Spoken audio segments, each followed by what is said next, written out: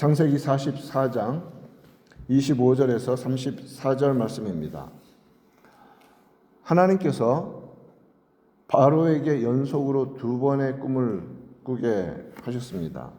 그것은 앞날에 대한 하나님의 계시였고, 요셉은 그것을 해몽하였고 그대로 되어졌고 되어지고 있습니다.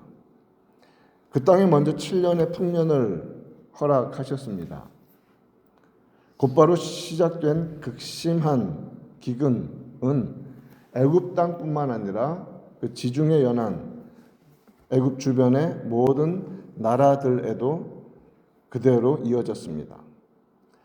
야곱은 아들 10명을 보내어서 양식을 애굽에서 사오게 하였고, 그들은 애굽 총리가 되어서 모든 곡물 거래를 총괄하고 있는 요셉 앞에 엎드려 모든 형제가 머리를 숙였습니다.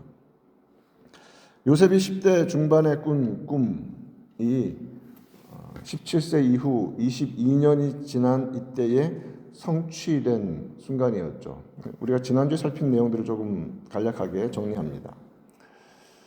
요셉은 형들이 자신들의 잘못을 깨닫고 회개하도록 하기 위해 그들을 정탐꾼이라고 누명을 씌웠습니다.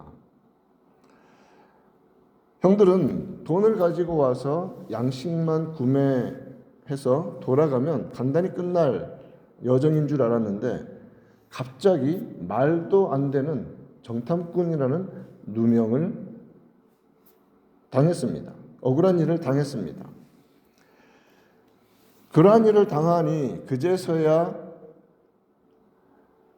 요셉의 형들은 요셉이 자신들에 의해서 억울하게 붙잡혀 죽을 뻔했고 종으로 팔려갔을 때의 그 아픔과 고통을 실감했습니다. 창세기 42장 21절, 그들이 서로 말하되 우리가 아우의 일로 말미암아 범죄하였도다. 그가 우리에게 애걸할 때에 그 마음의 괴로움을 보고도 듣지 아니하였으므로 이 괴로움이 우리에게 임하도다. 요셉은 시므온을 옥에 가두고 나머지는 양식을 가지고 돌아갔다가 베냐민을 데리고 오라고 명령했습니다. 다시 양식을 사러 애굽으로 가야 할 때가 되었지만 조건이 있습니다. 반드시 막내 베냐민을 데리고 가야 합니다. 하지만 야곱은 사랑했던 아내 라헬의 2 아들 중에 요셉은 이미 사라졌고, 베냐민을 보내어서 무슨 재해가 그에게 일어나게만 된다면 나는 절대 살 수 없다 하고 염려하여서 보내주질 않았습니다. 그때 유다는 자신을 담보로, 자신의 생명을 담보로 내어놓고 베냐민에게 무슨 일이 생기면 자신이 그 일을 당하고 베냐민은 반드시 아버지에게로 돌아오게 하겠다라고 약속을 했습니다. 유다가 이처럼 스스로를 담보로 걸면서까지 아버지와 베냐민을 살리려고 노력하게 된 바탕은 우리가 어제 살핀 대로 회개였습니다.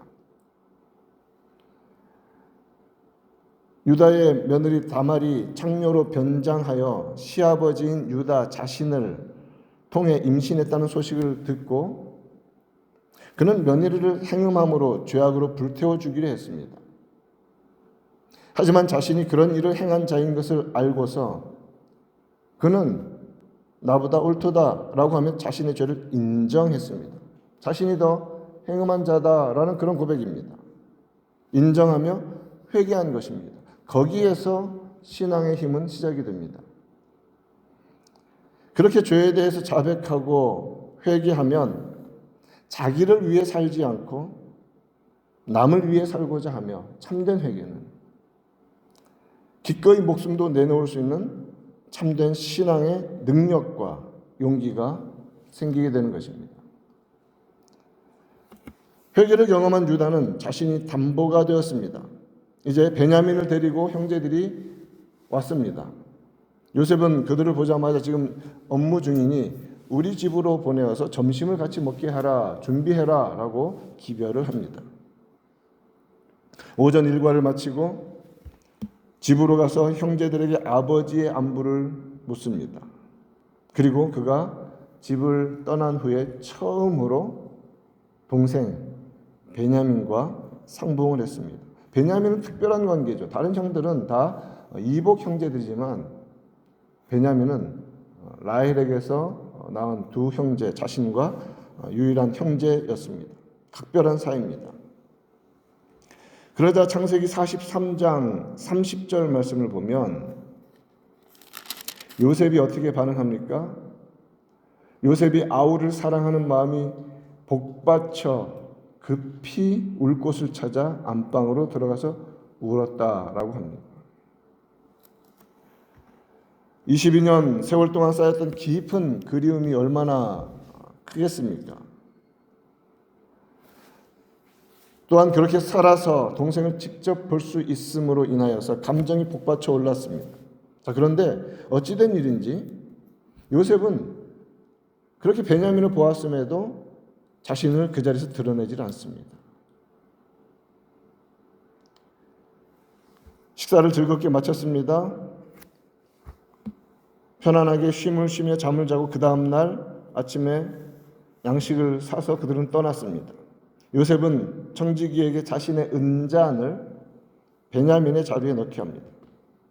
그리고 그들이 길을 떠나자마자 곧바로 명령하여서 그들을 잡아서 내 은잔이 거기에 있을 것이니 잡아오라라고 그들을 체포해 옵니다. 그때 44장 우리가 25절부터 읽었는데 14절 말씀을 보면 이전에 없던 그 표현이 시작이 됩니다. 유다와 그의 형제들이 이렇게 시작이 되죠. 유다와 그의 형제들이. 장자인 루벤과 그의 형제들이라고 쓰이지 않습니다. 유다와 그의 형제들이라고 시작을 합니다. 요셉의 집에 이르릅니다 하면서 이제 형제들의 실질적인 대표가 유다라는 것을 간접적으로 성경은 이미 이제 선포하고 보여주고 있습니다. 요셉은 잡혀온 그들에게 왜 내 은잔을 훔쳐갔느냐, 도둑질했느냐고 다그칩니다. 어떻게 되었습니까? 베냐민의 자루에서 12절 말씀을 보면 그 은잔이 발견되었다라고 합니다. 그러자 13절 형제들은 옷을 찢고 각기 짐을 나귀 위에 싣고 성으로 돌아갔죠. 그 앞에 가서 이제 요셉 앞에 서서 왜 도둑질 했느냐고 다그치는 그 앞에 16절 유다가 말합니다. 유다가 대표입니다. 우리가 내 주께 무슨 말을 하오리이까? 무슨 설명을 하오리이까? 우리가 어떻게 우리의 정직함을 나타내리이까? 그러면서 그 다음 표현이 가장 중요한데 하나님이 종들의 죄악을 찾아내셨으니라고 말합니다. 지금 유다는 하나님 앞에서의 죄인됨에 대한 고백으로 요셉 총리 앞에서 하고 있습니다. 하나님이 종들의 죄악을 찾아내셨으니 우리와 이 잔이 발견된 자가 다 내 주의 노예가 되겠나이다. 우리 모두가 노예가 되겠습니다. 무엇이 달라졌습니까? 이전에 형제들은 총리인 요셉 앞에서 변명하고 항변하기에 바빴죠. 그런데 유다는 이제 어떻게 합니까? 하나님 앞에서 이 발견된 죄를 우리는 어떻게 감당하겠습니까? 우리가 다 종이 되겠습니다. 하나님이 종들의 죄악을 찾아내셨으니. 유다는 하나님 앞에 서 있는 죄인의 모습이 어떠한지 정확히 느끼고 있었던 것이죠. 로마서 3장 23절에서 모든 사람이 죄를 범하였음에 하나님의 영광에 이르지 못한다라고 선언하십니다. 하나님이 살피시는 모든 인간의 모습이 그렇습니다. 시편 53편 2절과 3절에서도 하나님이 하늘에서 인생을 굽어 살피사 지각이 있는 자와 하나님을 찾는 자가 있는가 보려 하신즉 각기 물러가 함께 더러운 자가 되고 선을 행하는 자 없으니 한 사람도 없도다.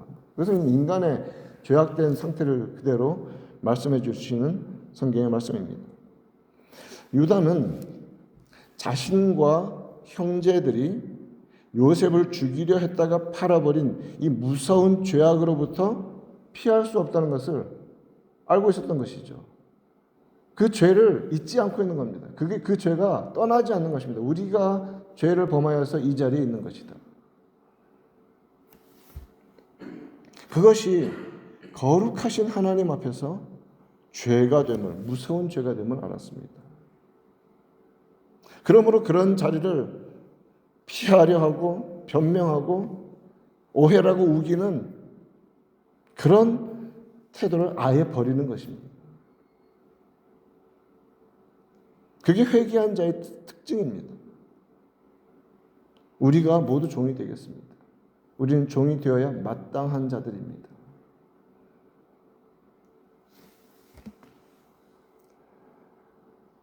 우리가 하나님의 은혜를 온전히 받는 길은 자신을 항변하거나 공로를 자랑하는 데 있지 않습니다.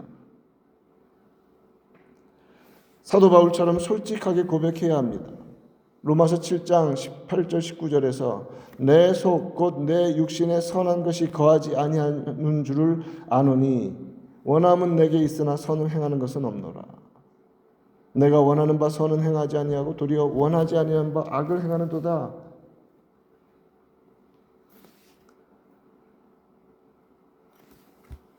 유다의 이러한 고백 앞에서 요셉은 은잔이 발견된 베냐민만 노예로 남고 나머지는 양식을 가지고 가서 너희 아버지 공경하고 잘 살아라 라고 돌아가게 합니다. 이때 유다는 아버지에게 약속한 대로 행동합니다.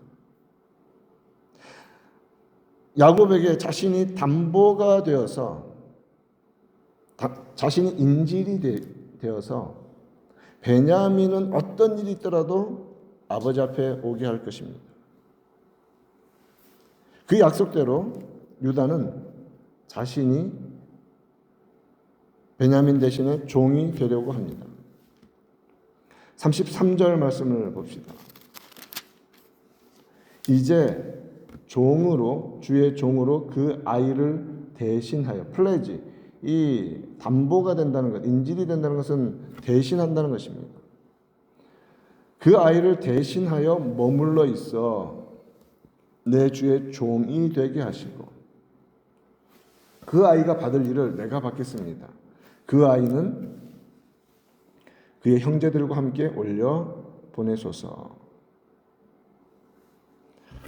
베냐민이 돌아가지 않으면 나는 아버지께로 올라갈 수 없으며 그로 인하여서 재해가 아버지께 미칠 것이다 라고 했습니다. 그 노년에 얼마나 고통스럽겠습니까?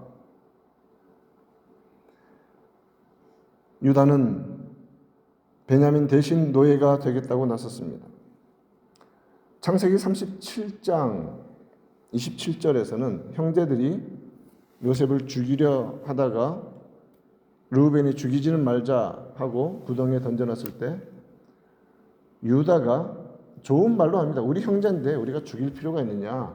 차라리 저 지나가는 노예 상인들에게 팔자.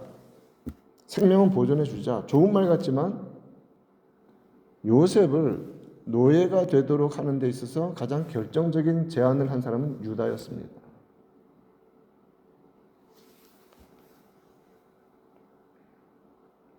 자, 그런데 그렇게 노예로 요셉을 팔아버리는 일을 주도했던 유다가 이제는 막내인 베냐민이 노예가 되는 이 절체절명의 위기 앞에서 내가 노예가 되겠습니다라고 나가는 겁니다. 엄청난 차이가 나는 것이죠. 이것이 무엇입니까? 이것이 대속입니다.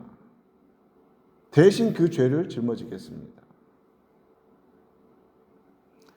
자신이 종됨과 고난의 자리로 자발적으로 들어감으로써 다른 누군가 막내를 살려내는 것입니다.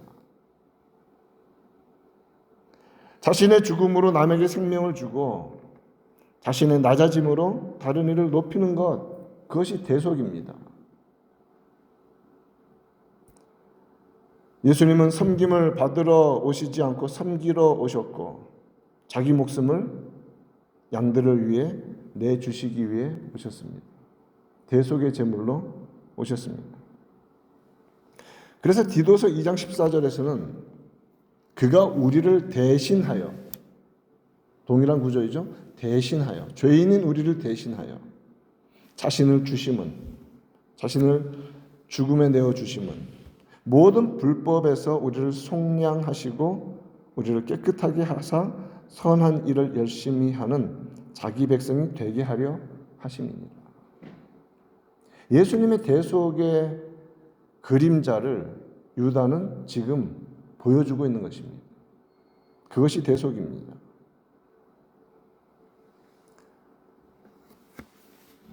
그 일을 위해 주님은 우리가 아직 죄인 되었을 때에 우리를 위하여 죽으셨던 것입니다. 그리스도께서 죽으심은 오로지 우리의 죄악에 대한 보응을 감당하신 것입니다.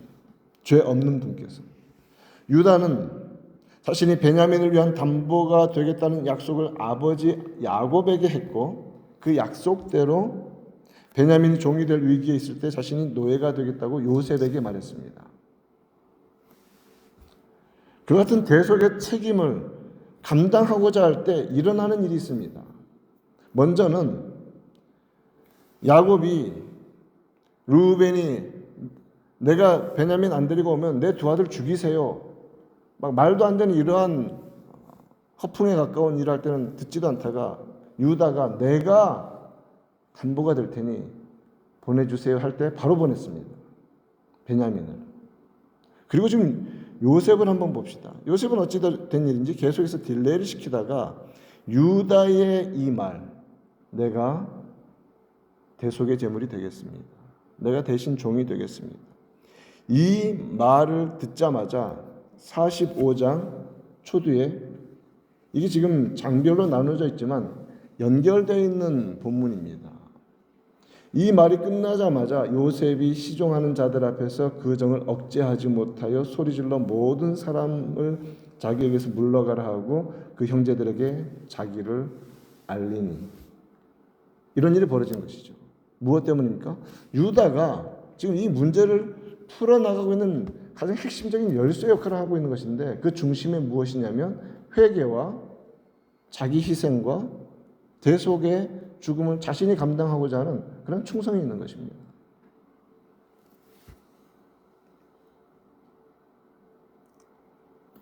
말씀을 맺겠습니다. 유다의 모습에서 배워야 하는 너무 중요한 것이 있습니다. 자기만 위해 살려 하고 자기가 살려고 남을 죽이려 하면 자기를 포함한 모두가 죽습니다. 그러나 남을 위해 대신 죽으려고 대속의 책임과 죽음의 순종을 감당하려 하면 언약 공동체 모두가 살아납니다. 예수님께서 보여주신 그 본, 구약에서 유다가 보여준 이러한 모습을 통해서 예수님 닮아가는, 예수님 따라가는 우리가 되기를 우리 구주 예수님의 이름으로 축원드립니다.